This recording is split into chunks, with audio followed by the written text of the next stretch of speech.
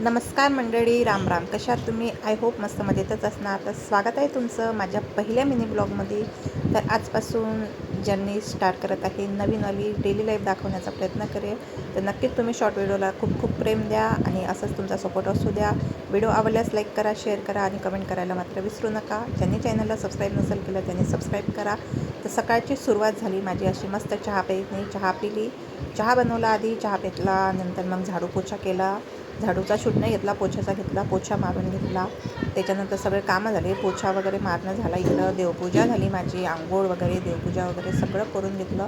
आणि नंतर मग हे दोघा भावांची एंट्री झाली. हे झोपले असले की कामं फास्ट होतात आणि तसंच हे झोपून होते, त्याचा मी फायदा घेतला आणि फास्ट कामं करून घेतले.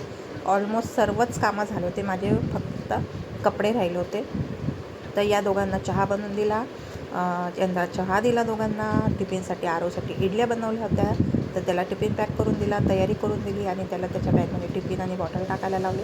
तर बघू शकता त्यांनी आपल्याच हाताने मस्त बॅग वगैरे पॅक करून घेतली आणि स्कूलसाठी रेडी आहे. तर आम्हाला बरोबर 12ला स्कूलला जावं लागते. ऊन खूप आहे, कंटाळा पण येतो, पण आता काय करणार, जावंच लागते. आणि बघा याला चप्पल घालून दिली आणि हा तर स्कूलमध्ये जाण्यासाठी ऑलमोस्ट केव्हा पण रेडीच असतो. ऊन लागते का नाही बोलतो. खूप लांब जावं लागते, 15 ते 20 मिनटाचा रस्ता आहे चालत चालत. आणि तुम्ही बघू शकता किती जास्त ऊन आहे. यावर्षी ऊन खूप लवकर स्टार्ट झाली आहे. तर मी तयारी केली आणि आम्ही फायनली 12:05ला निघालो घरून. तर 12:20ला स्कूलमध्ये पोचलो आणि याला शाळेत सोडलो आणि रिटर्न आलो. तर याला खुशी बघा, एक चप्पल निघाली तर हातात घेऊन फिरतो आणि नंतर घरी आल्याबरोबर बोलतो की आता भूक लागली, जेवायला दे. तर मग त्याला जेवण, त्याला इडली दिली, कारण तो काहीच खाऊन नव्हतं गेला, फक्त एक टोस्ट खाली होते. एक मोठा बिस्किट खातो आणि लहान टोस्ट खातो, दोघांची चॉईस सेम नाही. आणि फायनली नंतर मी 1 वाजेला नाश्ता केला. तर बाय बाय.